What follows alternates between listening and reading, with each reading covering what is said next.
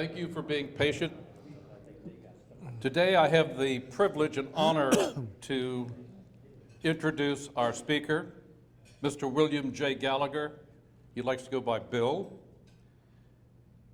He became the 18th headmaster of Holy Cross School on March 28th, 2022. He's originally from Philadelphia, Pennsylvania. He attended St. Joseph Prep, West Point, Long Island University, the Harvard Kennedy School, and the University of Liverpool, earning a Bachelor of Science degree in aerospace, engineering, a master's degree in business administration, a master's degree in leader development, and a research fellowship in national security, and an education doctorate, but without the dissertation. I think I understood that correctly. Mr. Gallagher spent 28 years as an active duty Army officer, retiring as a colonel. Key assignments included the command of 2 infantry platoons, an infantry company and an infantry battalion, and an infantry brigade. West Point faculty, 3 combat tours in Iraq, including Chief of Strategic Operations and Planning for the Multinational Force, Chief of Staff for 5 Corps and 2 Pentagon assignments. He was an Army Airborne Ranger and a Bronze Star recipient, and after active duty retirement, he was selected for the U.S. government Senior Executive Service. His subsequent career in education included assignments as the Associate Vice Chancellor for New York University, leading the establishment of NYU in the United Arab Emirates, the Dean of a system of 7 vocational colleges in Saudi Arabia, the Dean of Valley Forge Military College, and the President and CEO of Riverside Military Academy. Prior to his arrival at the Holy Cross School, he led the international organization monitoring the peace agreement in South Sudan, Africa, on behalf of the United States State Department. Bill and Lisa Gallagher were married in the Catholic Chapel at West Point in 1985. They're blessed to have 2 daughters who are school teachers, one in Colorado and one in Germany, a son who works for a charity in Georgia, a son-in-law who is an Army Green Beret captain deployed in Syria, and additionally, a grandson and a granddaughter.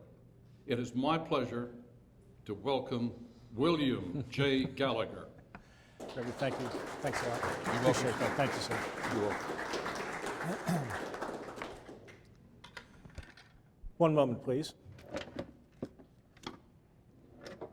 Gallagher, since you have an educational doctorate, are you like Jill Biden and like to be addressed as Dr. Gallagher?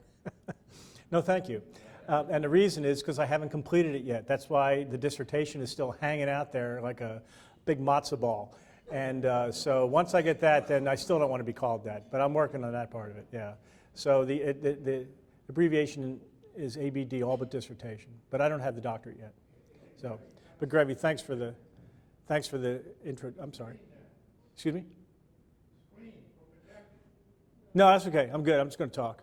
Yeah, at one point I thought maybe slides would be useful, but after a great lunch like this, slides just put you to sleep even faster than I'll put you to sleep talking. So it's just going to be me. It's just going to be me talking. But Gravy, thanks for the introduction and having me here today. This is a real joy and delight for me to be joining you. I've been involved with American Legions in my past in places I've lived, most recently in Georgia, in Gainesville, Georgia. And I just have the utmost respect for you and what you do and what your mission is and what your values are.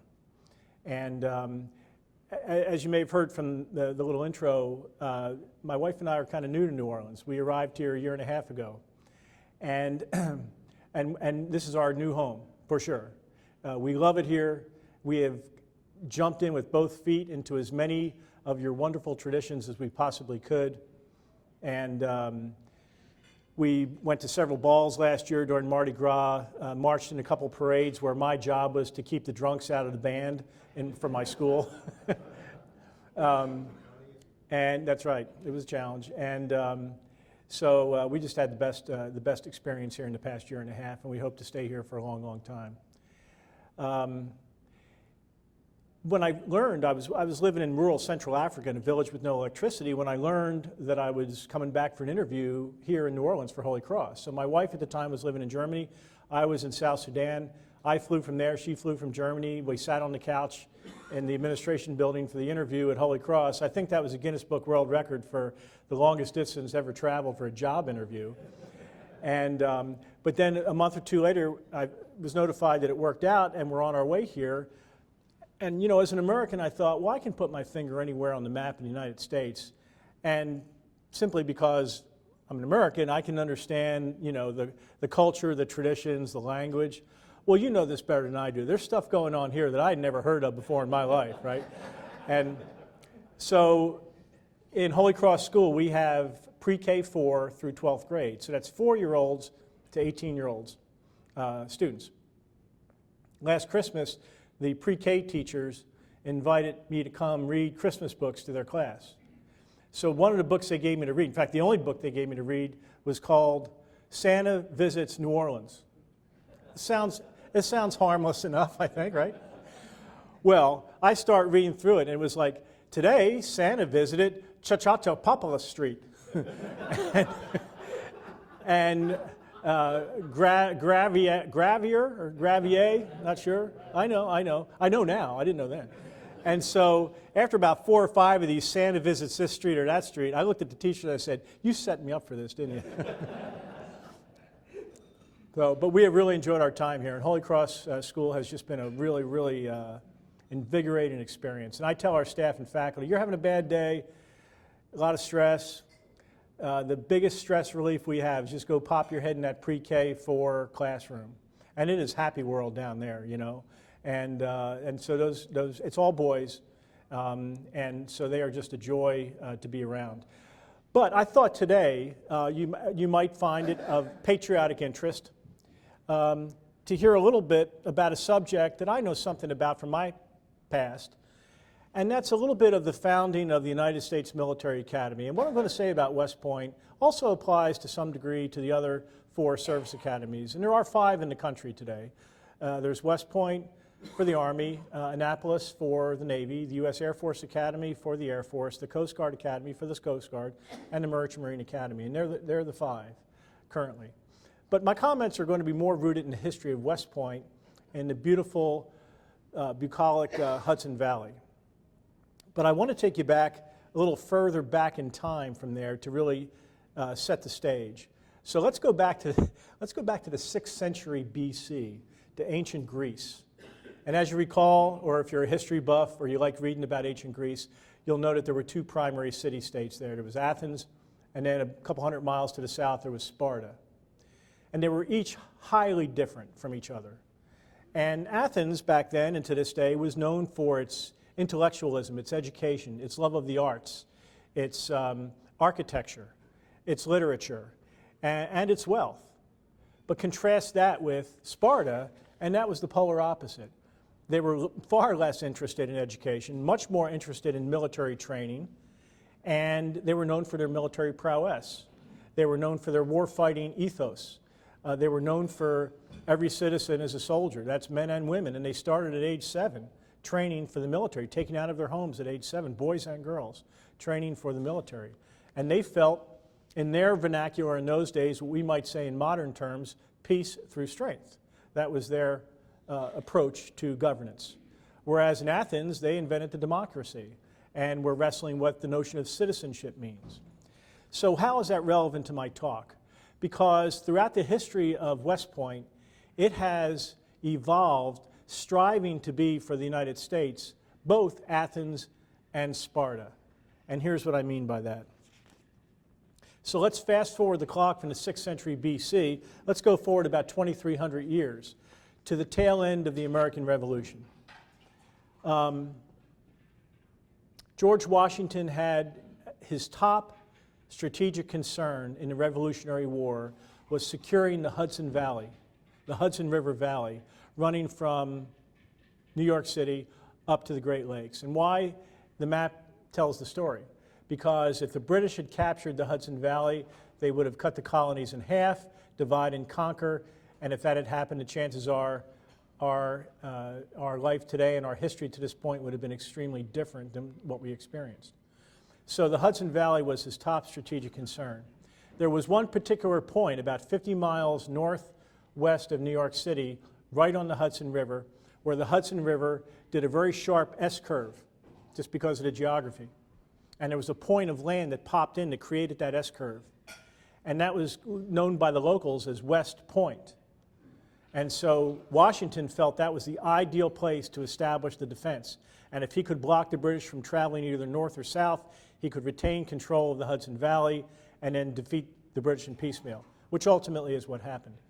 So he established Fort Clinton on the heights of West Point and strung a 16-ton chain across the Hudson River to physically stop any shipping traffic. The only way sailing ships could get up around that S-curve in those days was to take the anchor, put it on a boat, a small boat, row it out 100 yards, drop the anchor, and then reel the ship in on the anchor, and then repeat and repeat and repeat. So it would take the better part of a day just to navigate around this S-curve. So the defense held. It was never really challenged effectively by the British. And then as the war drew to a close, that was a secure place.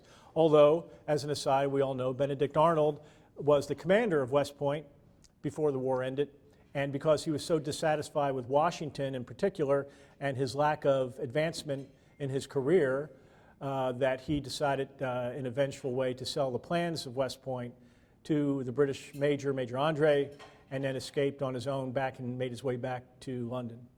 And in the Lutheran Chapel in West Point today, there is a plaque where it had noted heroes of the Revolutionary War, and Benedict Arnold's name was on that plaque.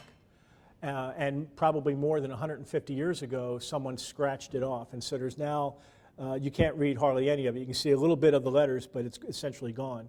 But it's interesting to see a tribute to Benedict Arnold. There's something wrong about that picture, but that exists in the chapel there. So anyway, Fort Clinton was established. However, in 1783 and between then and really the turn of the century, as we have seen in all of our post-war situations, the U.S. Army goes into a period of decline. And we're facing that right now, actually, as a matter of fact. But after all of our major wars, the Army and the post-war period has gone into decline. It has gone into decline in its training capabilities, it has gone in decline in its staffing and manning capabilities, and it's gone in decline in the quality of its leadership in many cases, in its senior leadership specifically. So in 1783, the war ended. Washington was doing a farewell tour of his troops, and he visited Fort Clinton to bid farewell to them. He was very unimpressed with what he saw at the garrison there. He saw a low level of training, he saw decrepit facilities, and he saw leadership that was subpar. And they looked unfit and they looked unmotivated. So true to form, Washington, who never appeared unfit or unmotivated in his life, got a scale.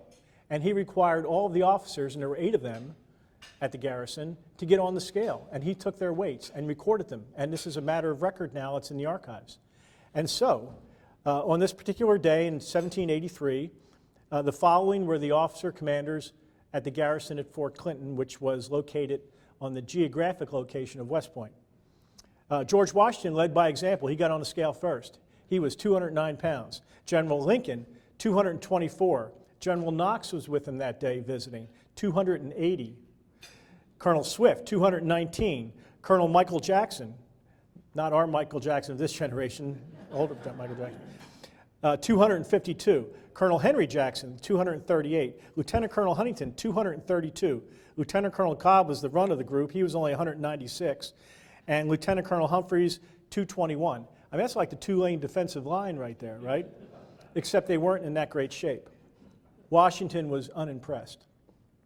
But this was to portend what was to come of the American Army between the end of the Revolution and the coming 15 or so years.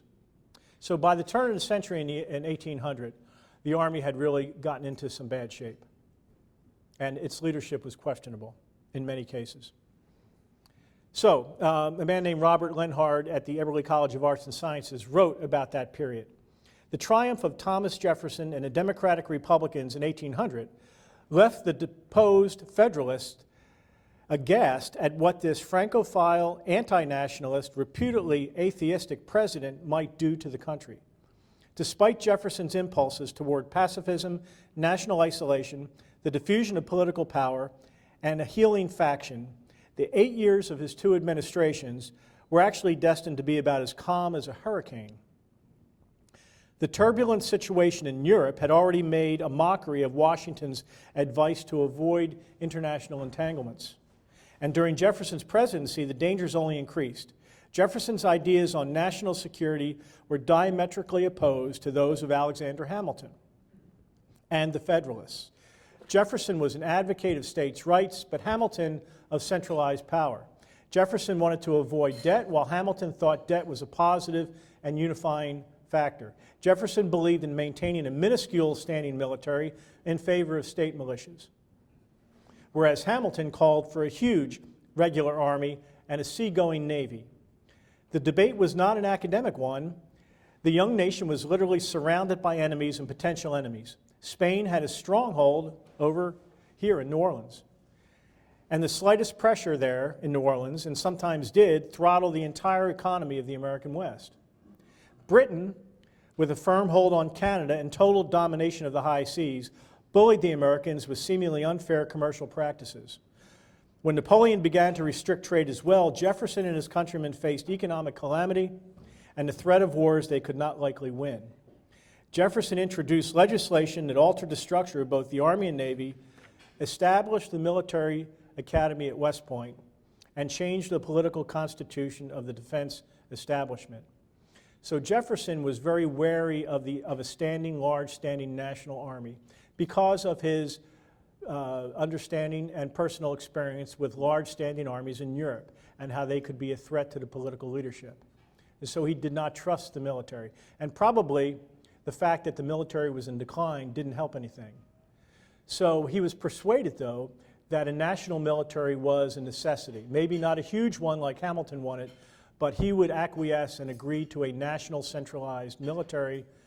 And he also wanted that military to be led by the best possible people.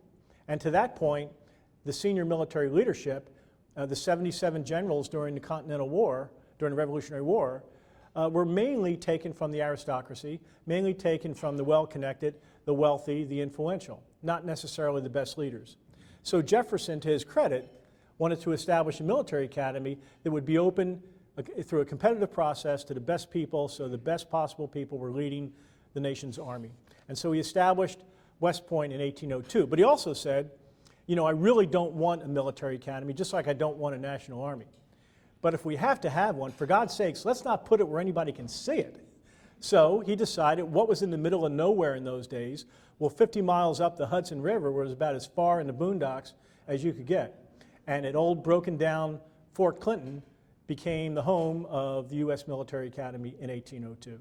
So between 1802 and 1816, they took on a Spartan model, getting back to my original comparison between Athens and Sparta. The original military academy was totally Sparta. There was no academic subjects, there was no curriculum, it was physical training, it was discipline, it was military training, military tactics, marksmanship, day after day after day. And the enrollment fluctuated. There was no program for standards for graduation. You could be there a couple months, you could be there a couple years. The recruiting of people to come there certainly didn't meet the original intent of trying to find the best and brightest. I mean, it was a ragtag operation at best. And this lasted for about 15 years in the early days of West Point. Until in 1817, the person came along who would become known as the father of the military academy. And his name was Colonel Sylvanus Thayer. And Thayer was a forward-thinking educator as well as an accomplished military leader. And he was the kind of person that really captured everybody's admiration and respect. And he became the first influential superintendent of the history of the school and stayed the superintendent from 1817 until 1833. And that was the first transformational jump in the development of West Point as a military academy. Thayer began to take it away from the pure Spartan model and introduce some of the Athenian model. He developed a curriculum. He developed teaching techniques that are still present today in our American higher education. For example, if you go to a college classroom and you see the desks in a U-shape formation in the class, so every student is direct eye contact with the professor, that was an innovation by Thayer that frankly, literally, had not been used in American higher education prior to that. But he brought that in. He brought in professionals in the profession being the professors at the military academy. So the professors, the faculty at West Point were all military people in those days. And so these were innovations that really enhanced the professionalism and the standing of West Point as an educational institution. They were not granting degrees, and they would not do that for many decades. But they at least now had a curriculum, they had graduation standards, and they had a blend of Athens and Sparta, not a balance. It was still heavily weighted to Sparta, heavily weighted on severe discipline. Hazing was encouraged, things like this. But they were introducing intellectual development through academic courses. The second major transformational period came many years later, and that was under the superintendency of General Douglas MacArthur. And his term there was from 1919, just after World War I, when he was the youngest one-star general in World War I. He came back from that as a national household name and was made the superintendent at West Point. And so he was also the youngest superintendent of West Point at that point. But MacArthur is considered the father of the modern military academy. Thayer was the father of the old military academy and got it out of the dark ages, so to speak, and got it more towards the balance of Athens and Sparta. MacArthur came in and pushed that needle further towards a proper balance of intellectual growth, physical fitness, and military skills. He expanded the curriculum beyond just engineering, because in the 1800s, the Army started to say, what's the Army's role in a peacetime United States when the United States is expanding dramatically to the West? Well, I'm sure this was it evolved over many, many years, but the Army saw itself as the prime builders of the West. And so the Army started to really focus on engineering and engineering skills. West Point, as it developed its curriculum in the early days, was only engineering. That was the only academic classes they took. And that's because it was West Point graduates that were supposed to lead the development of the West, the building of the roads, the railroads, the bridges, the canals, et cetera. And that was the role of the U.S. Army during peacetime. MacArthur enters as superintendent in 1919, and he expanded the curriculum well beyond engineering because he realized that the best officers he commanded in World War I were the ones who had a broad-based education and could handle a myriad problems. And so it's interesting that how, we all rely on our recent past experience to make decisions, and that's clearly evident in the evolution of the military academy under MacArthur. MacArthur also added physical fitness as a curriculum course as opposed to just physical training and military skill training. However, there were still no bachelor's degrees. Bachelor's degrees would not be authorized by Congress from West Point until 1933. And so that means all the generals in World War II that are household names, Patton, MacArthur, Eisenhower, they did not have a college degree, none of them. They had a completion certificate from West Point, but degrees were not granted until 1933, and all those men had graduated in around 1915. In the early 1900s, late 1800s, Army and Navy football started, which became a huge tradition to this day. In 1890 was the first game. Football was widely popular among American colleges at that time, including the Naval Academy at Annapolis and the Military Academy at West Point. Yet only 2 West Point cadets had ever played football, and that was Cadet Leonard Prince and Cadet Dennis Mahan, Mikey. They were both class of 1892. The high-spirited son of Peter Smith Mikey, who was the class of 1863 and a Civil War veteran, was a professor at West Point and head of the academic board. His son Dennis Mikey loved football. He had an undeniable influence over the formidable father. So it was young Mikey who launched Army's football career when he persuaded his father to allow West Point to accept a challenge from the Naval Academy to play football for the first time. That first game went predictably. Navy had been playing organized football for years. West Point, on the other hand, with young Mikey as its coach and trainer, had been allowed to practice only on a few rainy Saturdays when the weekly parade was called off. Mikey's coaching seems to have been fairly informal. When Navy's team came out on the field and began warm-up drills and exercises, the cadets looked on in shock. And this was an era of football where when you went up to the line of scrimmage as a quarterback, you would call the play as, "Run to the right." And you would yell that to your team, right? So it left the other team, in this case Army, and they weren't necessarily the brightest bulbs on the tree. They would hear the Navy quarterback yell, "Run to the right," and they're going, does he mean his right or our right? And so here's some of the actual line of scrimmage calls they used back then. At the line of scrimmage, Navy's quarterback began to bark out commands, no surprise, in nautical terms. Tack ship indicated a run to the right. Wear ship, a run to the left. So the Army quarterback, Kirby Walker, caught on fast and began shouting out signals in Army terms. "In battery, heave." The problem is they hadn't practiced this with the team. So the quarterback's yelling, "In battery, heave," and the whole rest of the team says, "He's speaking Greek. What's he talking about?" So you can imagine what this game must have looked like, the first one. Okay, back to our transformation. So the first transformational stage was when Thayer was the superintendent and brought in some academic rigor. The second was under MacArthur. The third and final is during the Eisenhower presidency from 1953 to 61. And that's where West Point finally achieved its balance of both Athens and Sparta. Eisenhower, from his combat experience, felt the need to have behavioral sciences and leadership theory taught to cadets, as well as philosophy and a heavy dose of liberal arts. He added leadership development as a course and a major, and he significantly reduced hazing. So his influence was significant when he was president, but he was directing that to the superintendent. It was significant and lasting. So today, what is West Point today? And this is common to the other service academies as well. The numbers are about the same. For West Point in particular, though, according to the 2023-2024 rankings, West Point is the 4th best engineering program in the country. It is the 8th best liberal arts program in the country. It is 5th overall in its history in total number of Rhodes Scholars, of which there are 93, and that's behind Harvard, Yale, Princeton, and Stanford, the first 4 with the highest Rhodes Scholars. Army plays Division I athletics and holds their own in most sports. They have an incredible leader development program that teaches young men and women how to motivate and inspire through showing respect, high standards, and leading by example. And it has, as do all the service academies, it has a quite well-known honor code.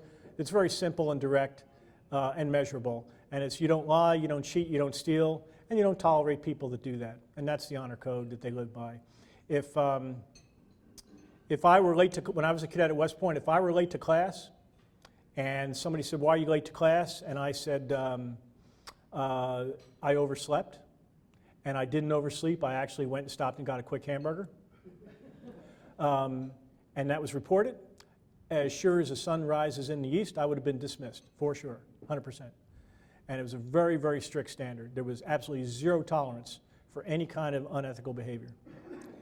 And I think a tough, rigorous program like that appeals to good people. So, in case someone in your family or someone you know is interested in applying to a service academy, I'll just say a few words about that. It begins and really ends in junior year of high school. It's well ahead of the other applications of other colleges. The first step is to reach out to the person's congressman or U.S. senator. Each applicant, to be successful, must have a nomination from a congressman or U.S. senator. It's a very competitive process. I sit on Congressman Carter's selection committee here in town. He averages about 20 or 25, 30 applicants to a service academy just from his district each year. And he's only allowed to give a couple of nominees. So it's very competitive. But once that nomination is secured, then the applicant applies to West Point, and they look at his past record in high school. They look at his grade point average. If it's not above a 3.5, he probably or she probably shouldn't apply. They look at his athletic performance. Every candidate ought to have at least one varsity letter in a varsity sport. Very, very few have a successful application without at least one varsity letter. They must have community service in some way, and they must have leadership, tangible leadership examples. Student government, captain of a varsity team, Eagle Scout, things like this. About 1 in 7 cadets at West Point is an Eagle Scout, and that's a very high percentage of Eagle Scouts in one school. But it's a tedious process. If you know someone who's interested, you can always link them up with me, and I will coach them on how to strengthen their file. And I would even, what I do with my students at Holy Cross School is those interested, I put them through mock interviews that the congressman does with his committee. And we keep doing it until they get it right. And so if you know someone that could benefit from that, please don't hesitate to reach out to me. I'd be happy to set something up for that person. What I found very meaningful with the service academies, and in my experience, West Point, is that it's an institution based on values. These values don't appeal to everybody. They appeal to me, and I believe they appeal to people that love our country. And that struck me. I could also say the very same thing about Holy Cross School. And Holy Cross School is based on values, and that's our number one factor that we look at and emphasize. Our founder said, do not educate the mind at the expense of the heart and the character. Society needs men, we're an all-boys school, society needs men of strong character more than it needs scholars. Some may disagree, but that's a very strong, powerful statement, and that's what guides us in our teaching of young men. I think it can be summed up in what I think is the most brilliant 200 words ever written on what we want our young men to become. It was written by a Holy Cross brother about 50 years ago. Our students recite this from memory every single day, along with the Pledge of Allegiance in the morning before school begins. And it's called the Holy Cross Man. The Holy Cross Man is a refined gentleman who lives by faith. Devoted to his soul's welfare, he reflects often on God. His daily actions are sanctified by prayer, the practice of virtue, and manly piety. Since sanctity is his goal, he has a deep devotion to our Lord, Our Lady, and St. Joseph, the patron of the school. The Holy Cross Man is studious. He regards learning as a duty, intellectual perfection as an honor. He knows that his school is his training ground, where he must mold himself into a useful man. The Holy Cross Man is loyal to God and country. Devotion to his school and his teachers is demonstrated by his cooperation, zeal, and spirit. He is a friend to all because he is a member of the mystical body of Christ. In a word, he is a man of faith and honesty, of strength of character through self-mastery, of respect for Christian family and lawful authority, of leadership in the pursuit of the true, the good, and the beautiful. And this is the Holy Cross Man. Holy Cross School is going to have its open house on October 12th at 6 p.m. on the campus. If someone in your family or one of your friends has a young man that could benefit from a system like this, I would recommend you have them stop by and visit the open house.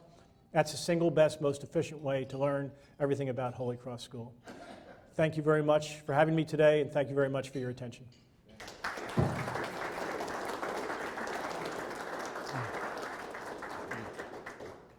Thank you. What am I doing? Smile at the camera? Looking at the camera.